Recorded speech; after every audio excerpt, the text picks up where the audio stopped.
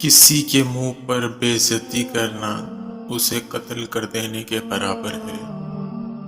کچھ رشتے اللہ تعالیٰ خود ختم کرواتا ہے تاکہ ہماری زندگی خراب نہ ہو سکے۔ بے شک وہ جو کرتا ہے بہتر کرتا ہے۔ وقت ہر چیز اپنے وقت پر ہی اچھی لگتی ہے۔ نیکی کمانے کا وقت جوانی ہے۔ افسوسناک بات ہے کہ ہم نیکی اس وقت کرتے ہیں جب برائی کرنے کے قابل نہیں رہتے۔ نماز بوجھ نہیں بلکہ تمہارے بوجھ کو ہلکا کرنے کا ذریعہ ہے۔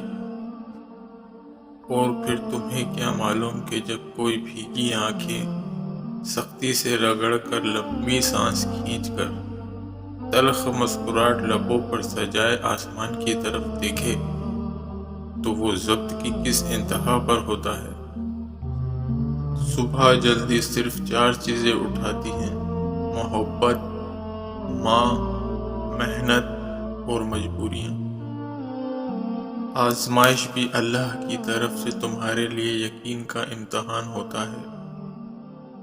اللہ آزماتا ہے اپنے پسندیدہ بندوں کو اس چیز سے جو اسے بہت پیاری ہوتی ہے، تاکہ اس چیز کی طلب انسان کو اپنے رب سے ملوا دے اور وہ اس چیز سے امید رکھے۔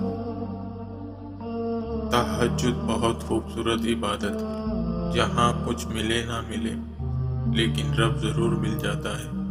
ایک سکون ہے جب عادت ہو جائے، بنا پڑھے سکون نہیں ملتا۔ درد کتنا بھی ہو، اللہ کے آگے رونے سے سکون میں بدل جاتا ہے۔ اللہ کو پاؤ گے تو چین پاؤ گے، ورنہ تڑپتے رہ جاؤ گے۔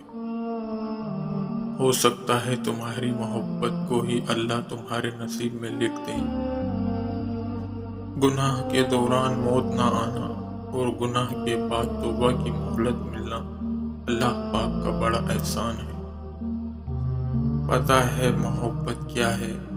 وہ سارا دن ہمارے گناہ دیکھتا رہتا ہے اور صبح اپنے ہی فرشتوں کے ہاتھوں ہمارا رزق بھیجتا ہے۔ بے شک وہی اللہ ہے۔ قبر وہ خالی مکان ہے جو صرف اچھے اعمال سے ہی آباد ہو سکتا ہے۔ امید بھی بڑی دیوانی چیز ہے، لمحوں میں ریگستان میں زیتون کے باغ لگا دیتی ہے۔ یقین مضبوط ہو تو اللہ کا ہر فیصلہ سکون دیتا ہے۔ وہ عطا کرے تو شکر اس کا، وہ نہ دے تو ملال نہیں۔ میرے رب کے فیصلے کمال ہیں، ان فیصلوں میں زوال نہیں۔